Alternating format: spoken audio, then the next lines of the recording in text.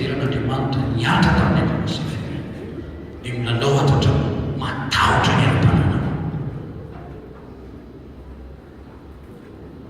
Omaly ny fiainana manatra lozanao na lasa lehibenonao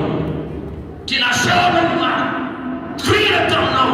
tamin'ny fahasalam-piano sy fitiavana zany zay ny nanao vazivazy ny amin'ny tenin'Andriamanitra ilay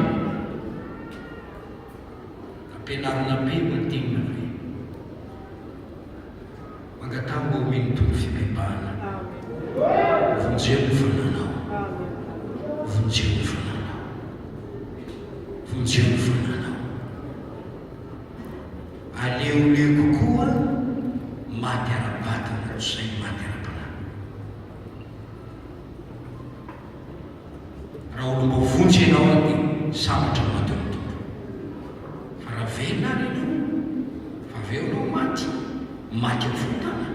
tsy dika am'izay fitopolo taona sy dimy am'efapolo taona raha mitana tsy adalako n'Andriamanitra nanefa ny zana natokany mitiavan'Andriamanitra teny zao tontolo mena zany natokany mahatsively zay rehetra mena azy tsy tia mihavelonao tena foy ny aina ho famonjenanao